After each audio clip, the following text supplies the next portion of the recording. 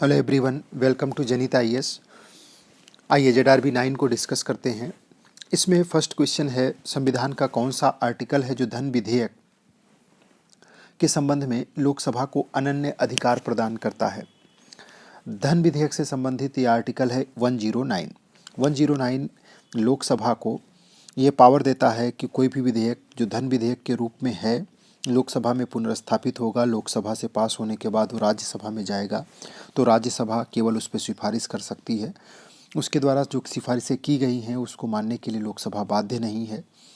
अगर राज्यसभा 14 डेज का ही टाइम दिया जाता है, उसे 14 डेज से ज़्यादा बीत जाए, उस पर कोई एक्शन ना ले पाए तो राज्यसभा द्वारा उसे स्वतः पारित मान लिया जाएगा। अगर राज्यसभा कोई सिफारिश करके भेजती है तो उसको मानने के लिए भी लोकसभा बाध्य नहीं है। राष्ट्रपति की पूर्व अनुशंसा से लोकसभा में प्रस्तुत किया जाता है। ज्वाइंट सिटिंग का इसके संदर्भ में कोई प्रावधान नहीं है कि संयुक्त बैठक हो सकती है।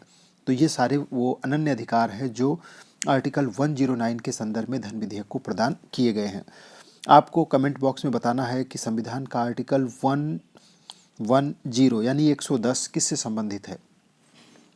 राज्यसभा धन विधेयक को कितने समय के लिए रोक सकती है, तो अभी मैंने आपको बताया 14 डेज, सिर्फ 14 डेज के लिए रोक सकती है। और 14 डेज के बाद अगर उससे ज़्यादा समय तक के लिए रुका तो स्वतः पारित मान लिया जाएगा। नेक्स्ट है भारत का महान्यायवादी, आर्टिकल 76। लोकसभा की कार्यवाही में भाग ले सकता है, बिल्कुल, संसद के दोनों सदनों में की कार्यवाहियों में भाग ले सकता है, किसी समिति का सदस्य हो सकता है, लोकसभा में बोल सकता है, मतदान नहीं कर सकता है।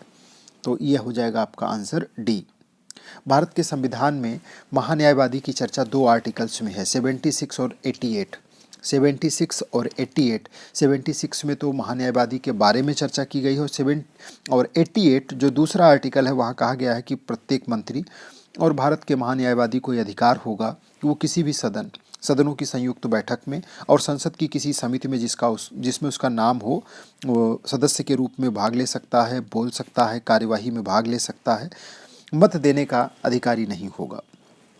तो ये व्यवस्था किसी मंत्री के लिए भी है और महान्यायवादी के लिए भी है। जिस सदन का मंत्री सदस्य होगा वोट वही कर सकता है, मतदान वही करेगा।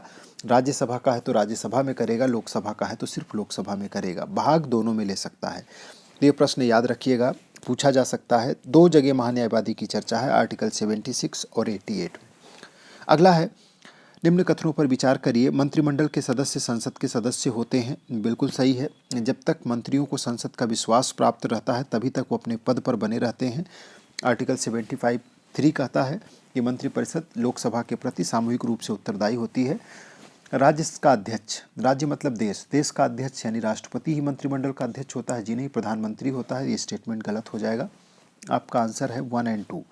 और ऐसे में जो पहला और दूसरा है कि मंत्रिमंडल के सदस्य संसद के सदस्य होते हैं, तो ये तो बिल्कुल सही है। और 6 महीने तक रह सकते हैं, ऐसा भी कोई व्यक्ति अनिवार्य है, लेकिन अगर 6 माह तक कोई व्यक्ति मंत्री नहीं है तो भी, संसद का सदस्य नहीं है तो भी मंत्री रह सकता है। 6 माह के अंदर उसे बनना होगा, लेकिन आप मान के चलेंगे कि मंत्रिमंडल के सदस्य संसद के सदस्य होते हैं। अगला है कि भारतीय संविधान के किस अनुच्छेद के तहत उच्चतम न्यायालय में न्यायाधीशों की संख्या में वृद्धि करने की शक्ति निहित है। तो यह है आर्टिकल 1241।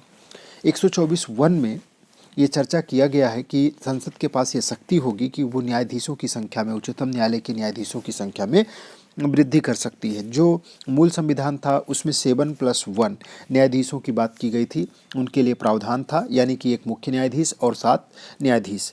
अभी वर्तमान में इनकी संख्या 33+1 यानी 34 हो चुकी है और ये वृद्धि करने का अधिकार संसद के पास है। नेक्स्ट क्वेश्चन है, राज्यसभा का सभापति उपसभापति उस सदन के सदस्य नहीं होते हैं, तो गलत है। सभापति नहीं होता लेकिन उपसभापति होता है। संविधान का आर्टिकल 89(1) राज्यसभा के उपसभापति से संबंधित है, बिल्कुल। इसमें कहा गया है कि उपराष्ट्रपति जो होगा वो राज्यसभा का पदेन सभापति होगा। भारत में संघात्मक व्यवस्था को अपनाया गया है, बिल्कुल सही है। संघात्मक व्यवस्था से तात्पर्य संघ एवं राज्यों के बीच शक्तियों के विभाजन से है, तो ये भी सही है। आपका जो सही होगा करेक्ट वो 2, 3 और 4 हो जाएगा, 2, 3 और 4। नेक्स्ट वाला देखिए क्वेश्चन, भारत के संविधान की निम्नलिखित में से कौन सी एक अनुसूची में राज्यसभा में स्थानों के आवंटन की बात की गई है। तो ये है चौथी अनुसूची। चौथी अनुसूची में राज्यसभा में स्थानों के आवंटन की बात है। अगला पांचवा है, आठवां प्रश्न है, समाजवादी शब्द को किसमें शामिल किया गया है? उद्देशिका में, और इसे 42वें संविधान संशोधन अधिनियम 1976 के द्वारा ज्वाइन किया गया है। उद्देशिका जिसमें समाजवाद, पंथनिरपेक्ष और अखंडता, इन 3 शब्दों को शामिल किया गया है। समाजवाद, पंथनिरपेक्ष और अखंडता। वित्त मंत्रालय में विभागों की संख्या कितनी है? तो वित्त मंत्रालय में 5 विभाग होते हैं और इसकी चर्चा हमने लास्ट वाले भी टेक्स्ट में किया था। और ये पांचों आप याद रखिएगा, आर्थिक कार्य विभाग, व्यय विभाग, राजस्व विभाग, वित्तीय सेवा विभाग और विनिवेश विभाग। और अंतिम प्रश्न है, भारत की पंचायती राज व्यवस्था के संदर्भ में निम्न पर विचार कीजिए। सरकार की प्रणाली को स्थानीय स्तर तक पहुंचाने के लिए ही पंचायती राज व्यवस्था को लागू किया गया। बिल्कुल सही है। विकास की प्रक्रिया में जन भागीदारी को सुनिश्चित करना तथा लोकतांत्रिक विकेंद्रीकरण को बढ़ावा देना ही पंचायती राज व्यवस्था का मूल उद्देश्य है। ध्यान रखिएगा, लिखते समय आपको ये सब लाइनें हेल्प करेंगी। दोनों सही है, आंसर डी होगा। तो ये है आपका टेस्ट नंबर 9।